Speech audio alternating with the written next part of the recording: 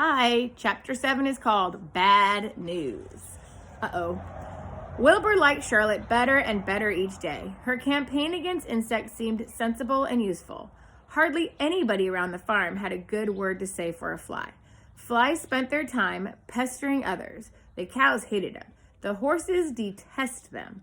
The sheep loathed them. Mr. and Mrs. Zuckerman were always complaining about them and putting up screens.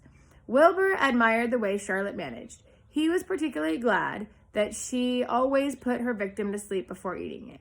"It's real thoughtful of you to do that, Charlotte," he said. "Yes," she replied with her sweet musical voice. "I always give them an anesthetic so they won't feel the pain. It's a little service I throw in." As the days went by, Wilbur grew and grew. He ate 3 big meals a day. He spent long hours lying on his side, half asleep, dreaming pleasant dreams. He enjoyed good health, and he gained a lot of weight. One afternoon, when Fern was sitting on her stool, the oldest sheep walked into the barn and stopped to pay a call on Wilbur. "Hello," she said. "Seems to me you're putting on some weight." "Yes, I guess I am," replied Wilbur. "At my age, it's a good idea to keep gaining." "Just the same, I don't envy you," said the old sheep. "You know why they're fattening you up, don't you?" "No," said Wilbur. "Well, I don't like to spread bad news," said the sheep, "but they're fattening you up because they're going to kill you, that's why." "They're going to what?" screamed Wilbur. Fern grew rigid on her stool. "Kill you, turn you into smoked bacon and ham," continued the old sheep. "Almost all young pigs get murdered by a farmer as soon as the real cold weather sets in. There's a regular conspiracy around here to kill you at Christmas time. Everybody is in on the plot. Lurvy, Zuckerman, even John Arable." "Mr. Arable?" sobbed Wilbur. "Fern's father?"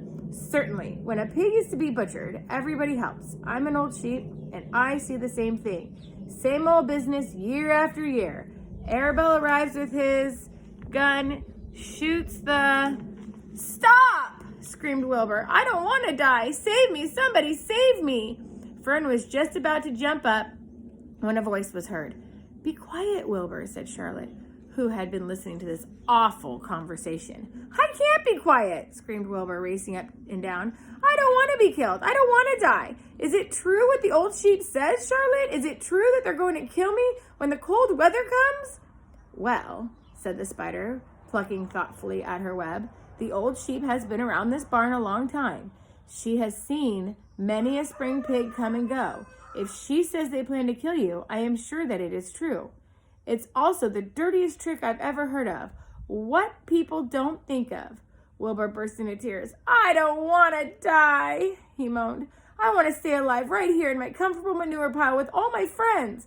I want to breathe the beautiful air and lie in the beautiful sun." "You're certainly making a beautiful noise," snapped the old sheep. "I don't want to die," screamed Wilbur, throwing himself on the ground. "You shall not die," said Charlotte briskly. "What? Really?" cried Wilbur. "Who's going to save me?" "I am," said Charlotte. "How?" asked Wilbur. "That remains to be unseen, but I am going to save you, and I want you to quiet down immediately. You're carrying on in a childish way. Stop your crying. I can't stand hysterics." That's it for the bad news. That was some bad news for him, but I think there's hope. Next chapter is called A Talk at Home. Bye, guys.